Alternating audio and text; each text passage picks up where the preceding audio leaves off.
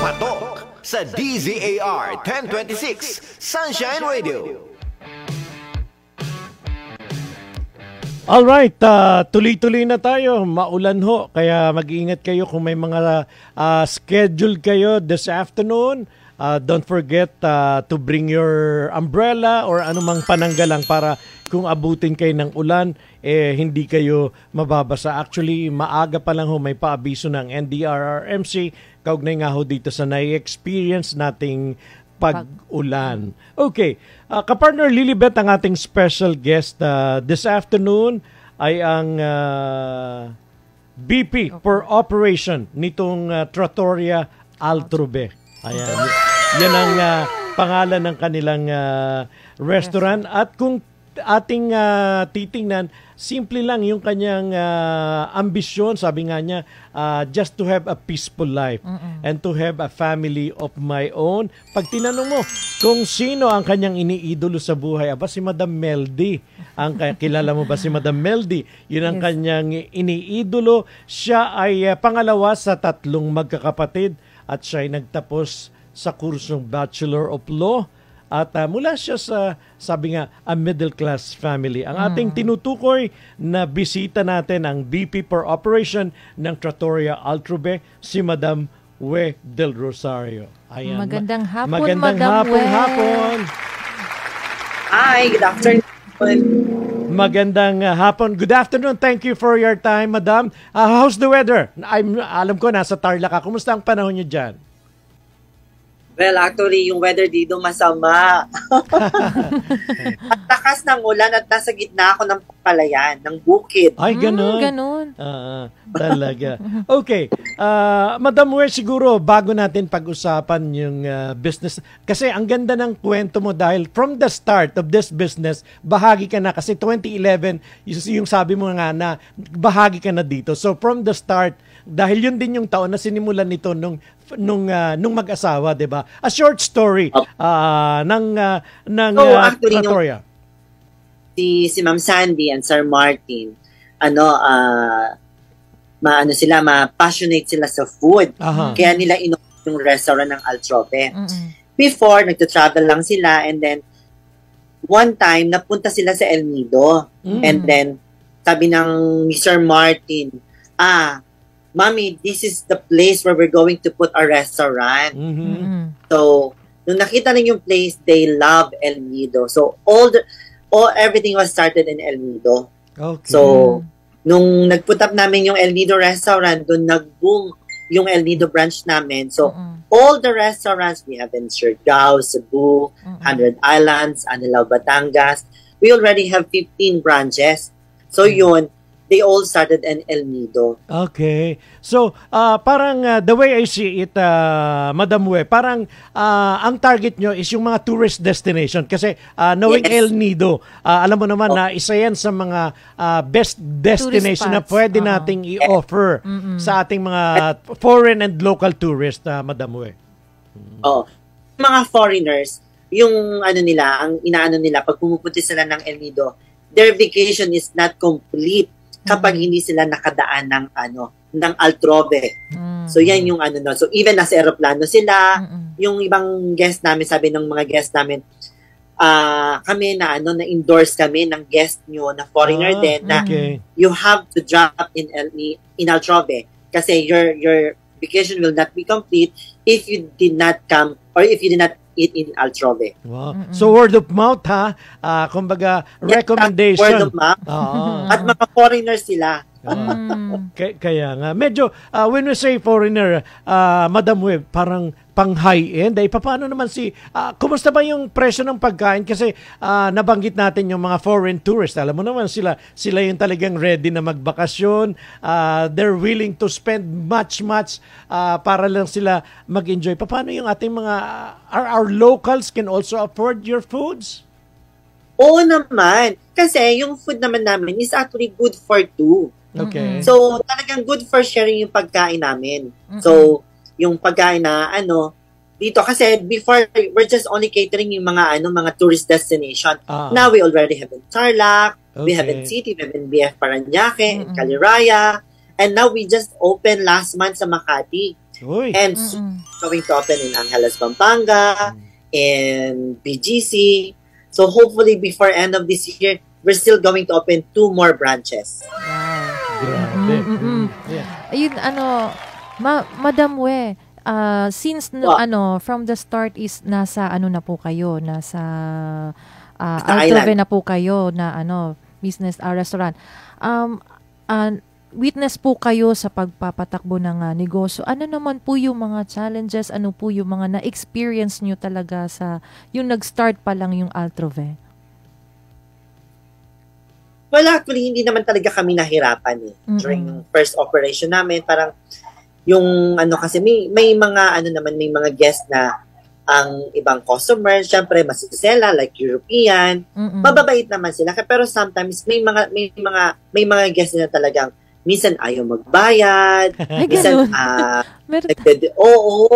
hindi lahat ng guests mabait. Sometimes may mga foreigner din na ayaw nila magbayad, ayaw nila minsan yung mga pagkain kasi it's Italian, it's authentic Italian food. So minsan may mga guests pa din, like for example, kasi yung restaurant namin sa island, they're all barefoot.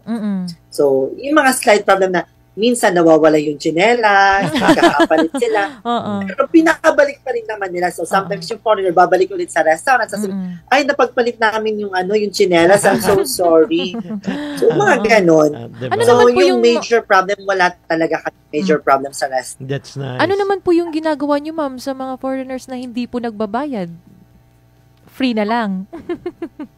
Well, actually, ang technique na lang namin is okay, if you don't want to pay, we'll just go to the police. Then if magpo-police kami, ay automatic magbabayad na sila. So sometimes takot din silang mag-police. Di ba ma'am, Italian food po yan, di ba?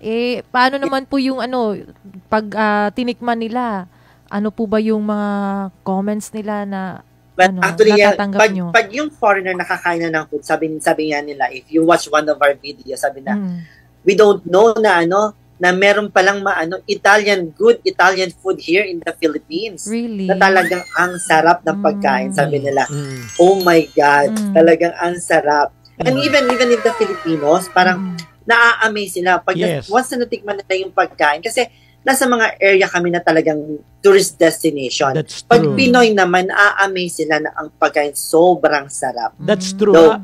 Yun yung maganda, Madam We, na marami na rin tayong mga kababayang Pilipino na they love Italian food actually.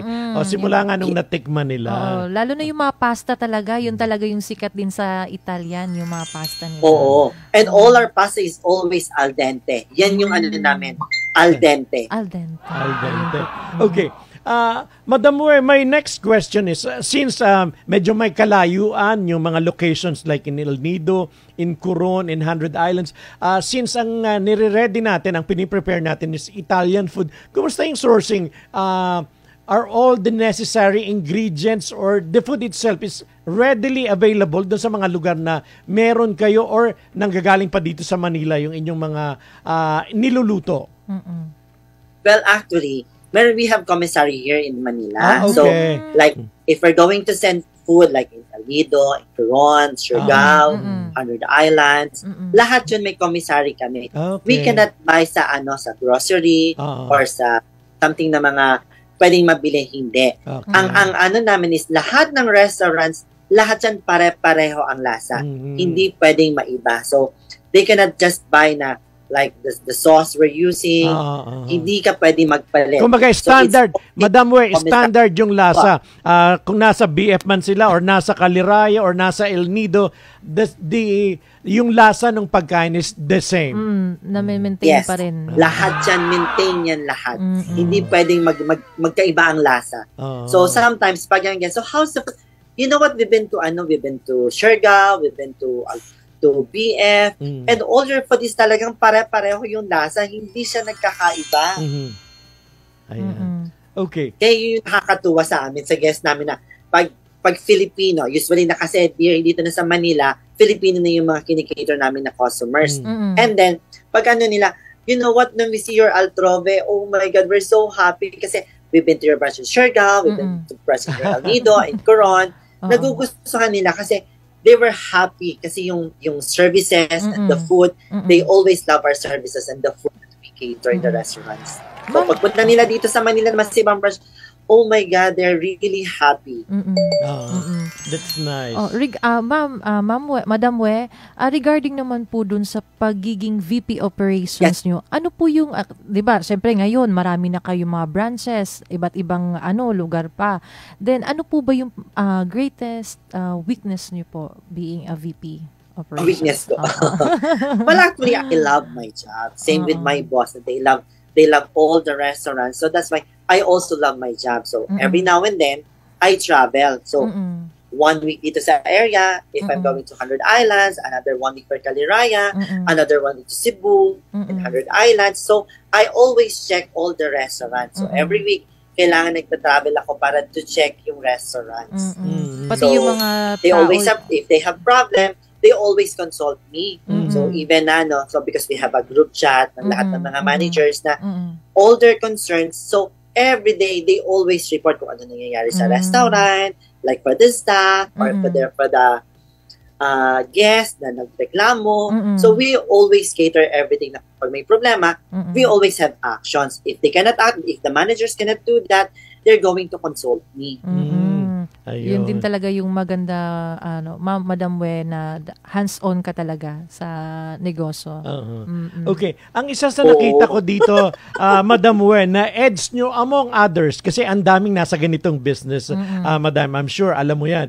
Pero ang nakakatuwa dito is, para bang, you know naman, especially foreign tourists, talagang gusto nilang puntahan. Kung first-timer sila dito sa Pilipinas, lahat ng destination gusto nilang marating. And the good thing is, if El Nido ang pinili nila, lilipat sila ng 100 Islands dito sa Luzon, meron din kayo. So, kumbaga para bang hindi sila may hirapan kung yun ang nirecommend sa kanilang food, meron silang matatagpuan doon sa mga in Siargao. Like kung surfing ang kanilang ang interest ng turista, so meron dong Altroben na pwede nilang puntahan. Kaya tama yung sabi mo, yung word of mouth ay nakatulong din ng malaki to promote the business. Yeah. Ito bang lahat ng ito is family owned, or yung iba dito sa mga branches na binanggit mo kanina is franchise na? Yung iba is franchise na. Yung naman, kay Sir Martin and kay Ma'am Sandy. And then, like the 100 Islands, like in Anilao, Batangas, in Makati, and the BGC and Angeles, they're all franchise and joint venture. And you're still open for franchise, Madam We? Yes, we're open for franchise. And siguro, Sige, go. For those who are interested, Madam, kasi parang kasi isang magandang ideya yung napag-usapan natin na parang this is my target, yung mga foreigner. So para bang saan pa ba may mga destinasyon na dinadayo na wala pang Altrobe? So paano ba sila pwedeng makipag-coordinate? Baka right now may interesado na mag-franchise din, Madam We. Ano ba yung mga contact numbers na pwede nilang tawagan? If you want to contact through email, this is the contact number. If you want, you can just message in through email altrobe.ph@gmail.com, or you can just contact our cell phone number. It's actually on the nasa screen ngayon, nasa screen. So they can contact that number. Ayan. So, dun ho sa mga interesado, ito ho, nasa screen yung mga contact numbers na pwede ho ninyong matawagan just in case kayo ho ay interesado. Alright. Ano pa yung mga plans nyo in the coming years, Madam We, especially ikaw being the BP per operation? I'm sure, kumbaga, hindi ka hihinto. Mag-iisip ka pa. Ano pa ba yung mga magaganda? Any plans pa in the coming years, Madam We? Siyempre, ang plano namin is magdagdag pa rin ng restaurants para makatulong naman kami. Hindi naman actually na parang gusto lang namin magdagdag. Syempre yung mga employees, yung mga staff na natutulungan namin. Especially like in pandemic, we have almost around 200 staff na during that pandemic, wala silang mapasukan. So, lahat naman, yung boss ko naman is talagang willing to help na parang he's making something. That's why yung Mudita, inopen namin yan during pandemic para yung mga staff namin like El Nido, and Siargao, and Coron, dito namin sila dinala para at least meron silang meron silang may income na para mai-survive sa family nila. So, my boss is always thinks para sa mga staff. So, kami, mag-open pa rin kami ng ibang branches to help some of our staff. Tama. Kasi the more branches, the more people na matutulungan kayo, mabibigyan nyo ng trabaho, madam. Okay, by the way, si Ma'am Sandy ba at si Sir Martin is a Filipino or foreigner? Filipina and Sir Martin is a Slovenian. Okay. Foreigner. Slovenian. Madam We, yung target area nyo po, yung location po na tinatayuan nyo sa mga restaurant is tourist spots po or hindi na po? Yes. Most of them are tourist spot like El Nido. We have 5 restaurants in El Nido. We have 2 in Coron. We have in Siargao and Malbol, Cebu, in 100 Islands, Anilao, Batangas. So lahat yung mga tourist destination. Kasi Italian food din kasi, di ba, ma'am? Oo, they're all Italian restaurants. All right. Doon sa mga kababayan ko, kayong mga taga Mindoro, wala pa. O hindi nabanggit ni Madam We yung Puerto Galera. Puerto Galera is one of the sa vegan din, the destination. Sa So baka may mga interesado kayo na mga negosyante dyan sa Puerto Galera. Baka gusto rin ho ninyo na mag-franchise. Why not? Dahil ang dami ring mga foreign tourists na nagpupunta dyan sa Puerto Galera, Madam We. So definitely may market na kaagad sila kung mag-o-open sila dyan. Soon. Lalo na ho sa Boracay, madam. Maganda din. Oo nga, wala. Well, yung masyado na siyang commercialized. Masyado nang maraming So, parang yung boss ko, ayaw niya na ng Boracay. Ay, ganun po. Masyado kami. How about po yung mga, ma'am, yung mga food na, kayo po ba nag-provide ng lahat ng mga kayo po ba nagpo-provide ng mga ingredients, yung mga food po yung mga pasta sa mga franchisee nyo? Yes. Kasi we have commissary. Kasi syempre kailangan yung pagkain namin, they're all consistent. Hindi pwedeng maiba. So, yung mga franchise, sa amin kailangan lang sila umorder para yung pagkain hindi nababago. Kasi napaka-specific ng boss ko. Na kung ano yung pagkain natin, yun lang. Hindi pwedeng mabago ang lasa. Hindi naman franchise, kailangan yung pagkain is the same with Altrove pa din. Hindi naman kayo naka-encounter ng isa sa mga franchisee nyo, ma'am, bumili sa iba ng Hindi. Never pa. Mas maganda po yun. Kasi may mga iba kasing franchisee yung talaga partner, mabait din. Hindi matigas ang ulo.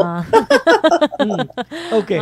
Speaking of franchise, Madam We, paano ba? Ano ba yung mga requirements? Halimbawa, just in case right this very minute, meron tayong viewers na nag-iisip ng negosyo. Ano ba yung mga requirements? Maliban sa dapat ay destination, halimbawa, yung kanilang lugar. Kasi the way I see it, lahat ito talagang dinadayo. Itong mga branches na meron na kayo, talagang pinupuntahan ito. So, hindi ba ito pwede dun sa isang strategic location na hindi naman siya tourist destination, Madam?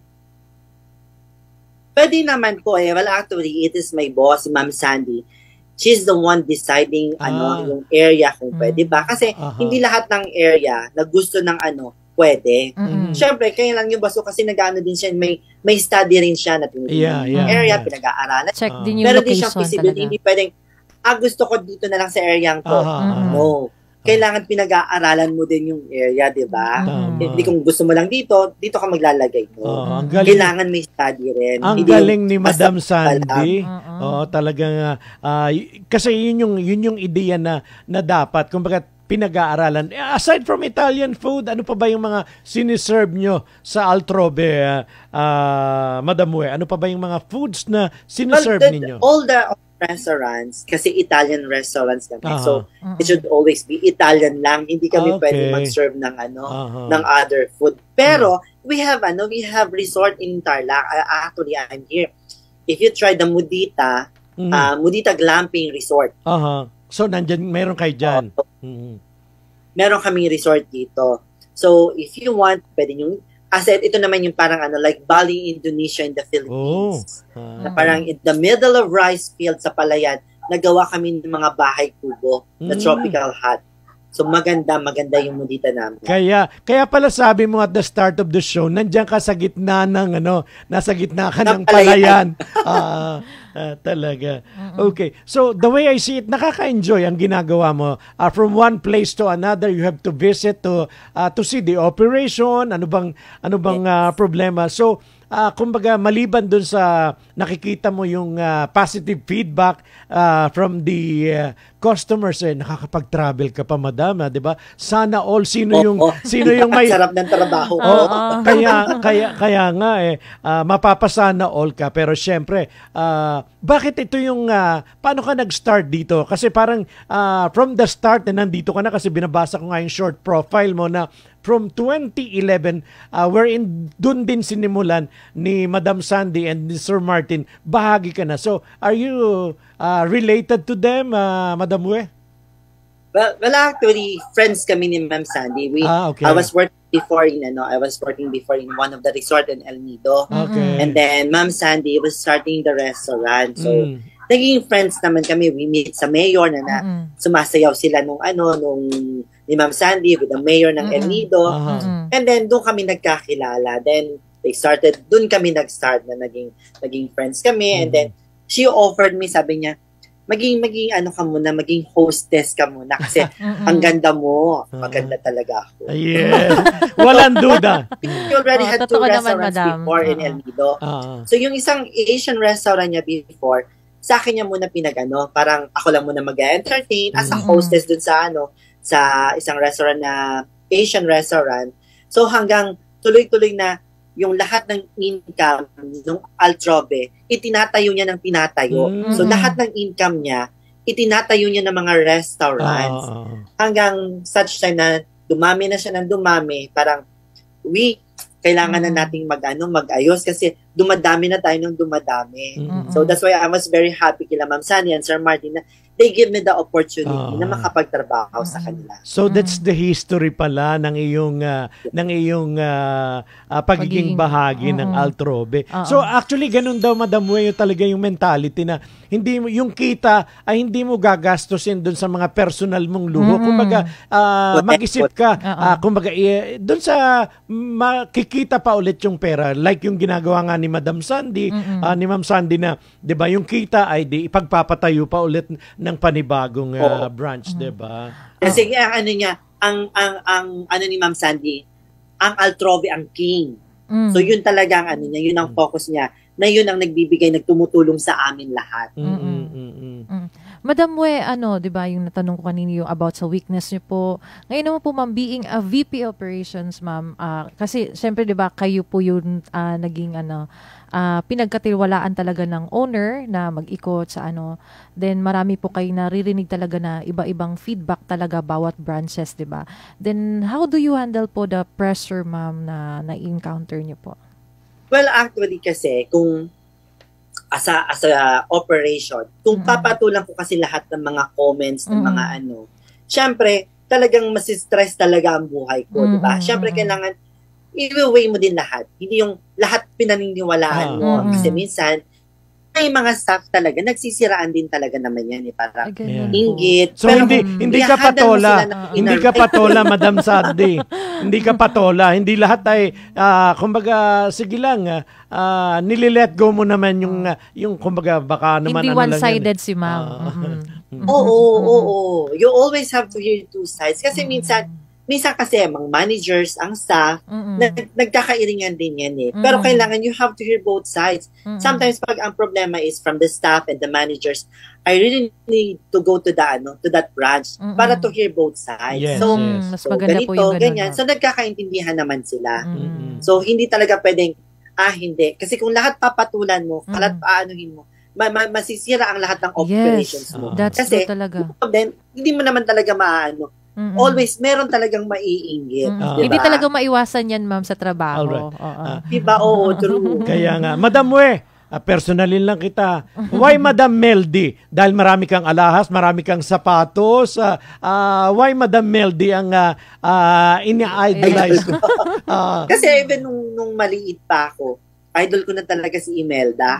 Kasi syempre, so parang yung lahat ng ano niya, yung mga bags, mga sapatos, pati yun, na-adapt ko na rin. Mahilig ka din yun sa Malapilipiniana na mga damit, ma'am. Well, actually kasi, during my time, nung maliit pa ako, nakikita ko kung gaano siya matulungin sa mga ibang tao. Hindi naman actually kung corrupt or what, pero siya, nakikita ko sa kanya yung good side niya. Yes. Yung good side, kita ko na naging matulungin siya para sa ibang tao. Hindi yung kung whatever, ang gusto ko lang sa kanya yung good side niya. Yes. Ang dami niyang inisip na proyekto para pakinabangan ng ating mga kababayan. Tama yung sabi mo na ang dami niyang mga ginawa na pinakikinabangan up to now ng ating mga kababayan. Bukod pa syempre dun sa marami niyang magagandang alahas, bag, sapatos, name it. Meron nun si Madam Meldy na sabi mo nga one of your idol, Madam Wer. Makikita ko talaga kay Madam Wer na isa siyang mabuting tao ka partner, Tony. Kasi hindi niya tinitingnan yung mga bad sides ng isang tao. Ang kinukuha mo, ma'am, is yung mabuting makukuha mo sa kanya. Oo. Tsaka 'di ba yung sa yung sa mga tao nyo din, hindi kayo one-sided. Oo, at siguro marami din talagang na may gusto sa inyo ng mga employee kasi mabuting tao po kayo. Kaya dagtagal ka din sa sa Altrove. Biruin mo ka, partner. Since 2011. And isa sa mga proof diyan, Madam Wer, the fact na binigay sa iyo, ipinagkatiwala sa iyo the whole operation of all the branches. That's speak for your performance kung papaano ka mag-handle. Kasi hindi naman ibibigay sa iyo ni Ma'am Sandy at Mr. Martin yung responsibility na yan kung hindi niya nakikita na kaya mo yun and you know how to handle. By the way, yung hangin ko kanina, kumusta? Nagamit mo ba yung iyong profession? Kasi you finish your law, di ba? Well, actually, yung mga ibang mga guests namin, they were asking me na I am HRM graduate or sa salon. No, I'm a law graduate. Sabi niya, you're a law graduate? Tapos sa restaurant ka nagtatrabaho? Well, actually, during my time, pinagbigyan ko lang yung dad ko kasi ang gusto niya mag-abogado ko. And then after, syempre, pinagbigyan ko na kung ano ang gusto ko sa sarili ko, di ba? So, at least na before my dad died, na niya na kung anong gusto niyang mangyari sa akin. So ngayon, it's my time na pagbigyan ko naman yung sarili ko. Tama.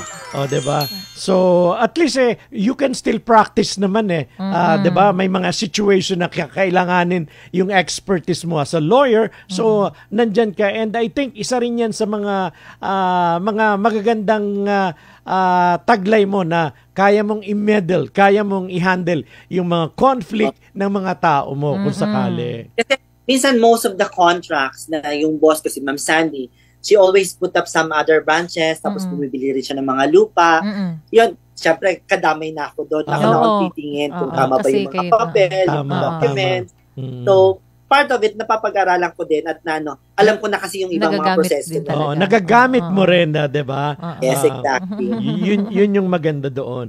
Okay. So, ulitin lang natin, in El Nido, mayroon kayong 3 branches dyan. Sa Coron, may 2. Sa 100 Islands. Sa 2 na yung sa Tarlac. Isa yung nandyan kung saan ka nandyan ngayon. Saan yung isa? Sa bypass. Sa city. Okay. So, may 2 po sa Tarlac, guys.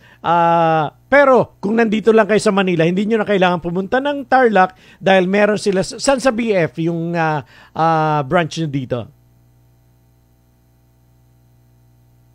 Sa Tropical Avenue. Okay. And then we also have in Makati, this is the latest one. This is in Salcedo Village. Okay.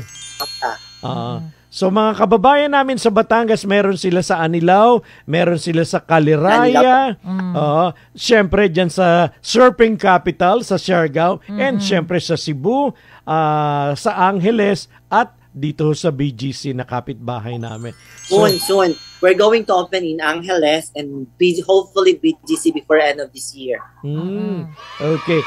So, yan yung mga additional branches na hopefully ma-open before the year end, Madam Wer. Diba?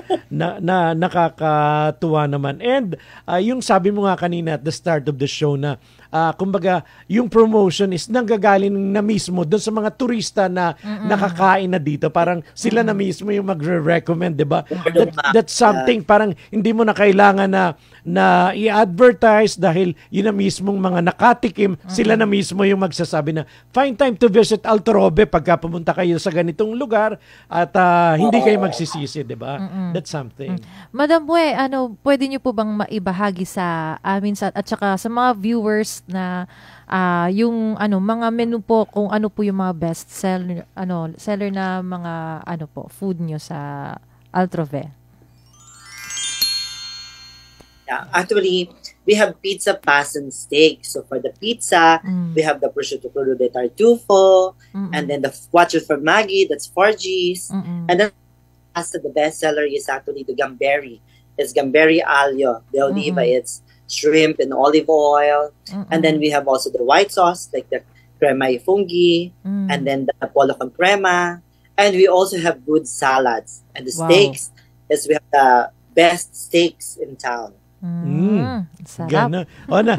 Napapanood nga namin yung kami dito. Yung preparation ng salad ginaganong-ganon pa. Oo. Diba? Talagang mayroong technique. Anyway, siguro before we wind up, Madam Bue, coming from you, kasi maraming mga kababayan tayo na nag-iisip din sila na mag-business. Maybe hindi food business, ibang business yung kanilang iniisip. Ano ba yung pwede mong ma-share based dun sa experience mo from the start up to present, na ano ba yung dapat maging mentality ng isang nais na maging negosyante just like Ma'am Sandy and Sir Martin? Well, actually, the key of the success of Altrove is actually love, passion, and dedication sa trabaho. Hindi lang sa trabaho, syempre sa din, sa pakikitungo mo sa mga staff mo, sa katrabaho mo. Kasi sila, Ma'am Sandy, kasi they're all passionate sa food. So lahat ng pagkain nila, yan ino-offer talaga nila yung pagkain na masarap kasi anong-ano sila sa pagkain. Masyado silang passionate. Tapos yung love nila sa staff, sa restaurant, at sa lahat ng tao na nagtatrabaho sa Altrove na dedicated sa pagtatrabaho sa amin. So, kung ano yung ino-offer ng staff sa amin, yun din ang binabalik ng management sa mga staff. So, kailangan laging meron kaming unity sa trabaho namin. So, kailangan they always have love and they are passionate sa trabaho nila and dedicated sila sa pagtatrabaho sa amin. Maganda yan, ma'am. All right. That's the secret of the success ng Altrove. Sabi mo nga, love, passion, and dedication is the key to success. Yan na rin yung ating gabay this afternoon. Love, passion, and dedication is the key to success. Well, hindi na bago dahil yun talaga yung madalas din naman nating naririnig dun sa iba pa nating mga bisita. Maganda din ka, partner Tony, is ang ini-aim nila, ma'am, talaga is yung mag-unite talaga sila, yung unity. Maganda kasi yun ka, partner Tony, sa pag ninegosyo mo, lalo na sa pag restaurant talaga, is dapat mag-unite talaga kayo para maganda din talaga yung kinalalabasan at maganda din talaga yung buong araw nyo sa araw-araw na ginagawa nyo is talaga smooth talaga yung smooth and same talaga. Kumbaga, yung everyday papasok ka na inspired ka, masaya ka, hindi yung parang napipilitan ka na lang kasi trabaho yan So tama lang na importante na may unity. Kumbaga, hindi pwedeng sa isang kumpanya may mga kalaban, may mga paksyon, hindi pwedeng yun yung maging cause ng failure ng isang negosyo. So, saka masisira din talaga yung negosyo mo, ka-partner Tony, pag ganyan talaga yung nasa isang negosyo, yung kanya-kanya yung kanya-kanya yung mga manggagawa, may mga grupo-grupo, pagtalikod ng boss kung ano-ano yung sinasabi. Hindi po yun maganda. Hindi maganda. So anyway, itong kanilang mga branches ay nabanggit na naman natin. this October, magbubukas sila sa Angeles, sa BGC before the year end daw this December. Tapos yung kanilang mga existing na, yung sa Salcedo, sa Cebu, sa Siargao, Anilao, Caliraya, BF Parañaque, sa Tarlac, mayroon silang dalawa, mayroong isa sila sa 100 Island, dalawa sa Coron, at may 3 sila sa El Nido. Baka pwede natin i-flash uli yung yung contact details nila para sa yung mga gusto mag-franchise na mga nanonood sa atin ngayon. At baka gusto rin nilang magtanong pa, yung may mga hindi tayo na itanong about the operation or kung about sa pagkain, ano ba yung kanilang contact number? Maliliit na, hindi ko to kayang hindi ko makikita na to. Anyway, yung kanilang contact number, ayan, yan. Okay, pipilitin ko na sanang basahin Pero eto ho, naka-flash ho, mapapanood ho ninyo yung kanilang contact number at yung kanilang site na rin, Altrobe. Ayan. Barangay David, San Jose, sa Tarlac po yan. Okay. Mas malinaw pa yung mata mo sa akin ka-partner Tony. Hindi ko na makita yan. Talaga. altrobe.ph@gmail.com. Ayan. So, hindi na ba makabalik? But anyway, kung hindi na, siguro, tawagan na lang ulit natin. We're running out of time na din ka-partner. Tawagan na lang natin mamaya, even off-air, pag mag-thank you tayo kay Madam Uwe Del Rosario, ang VP for Operation ng Altrobe or Trattoria Altrobe Cuisine Incorporated. So for now, kapartner Lilibet, kailangan na nating magpaalam. Madam We, kung nagpatuloy ka man sa panonood sa amin ngayon, maraming salamat po sa sa time na ibinigay nyo sa amin na maging bahagi din dito sa programa na Patok at na may na-share din kayo sa mga viewers natin. Oo, yung mga inspirational din po. Then sa lahat din po ng mga nanonood sa atin ngayon, maraming salamat po mga ka-partners. Lagi lang po talaga kayong tumutok. Lagi lang po talaga ninyong aabangan ang iba't ibang kwento talaga ng mga negosyante dito sa Patok na programa. Kung may plano man talaga kayo na magnegosyo at hindi nyo pa talaga alam kung ano yung unang gagawin, manood at manood lang talaga kayo palagi para at least meron kayong malagyan ng idea talaga yung mga pang-isip nyo. At yun lang po ka-partner. At ako po si ka-partner Lilibet Yap. At maraming salamat din po sa ating butihing pastor, Pastor Apollo Siki Buloy, sa laking pribilehiyo na ipinagkaloob niyo po sa bawat isa sa amin dito sa Patok na programa na maging bahagi po. At maraming salamat po, Pastor. Thank you po, Pastor. Maraming salamat po. And syempre, sa lahat ho ng mga partners natin dito, maliban, hindi lang ho kami ni ka-partner Lilibet, marami ho kami dito. So, guys, thank you very much. Thursday pa lang ho ngayon. So, may bukas pa tayo, may episode pa tayo tomorrow. So, watch out, guys. But again, for now, salamat kay Madam We para sa kanyang time. Hindi na lang siya nakabalik sa atin. Salamat po sa inyong lahat.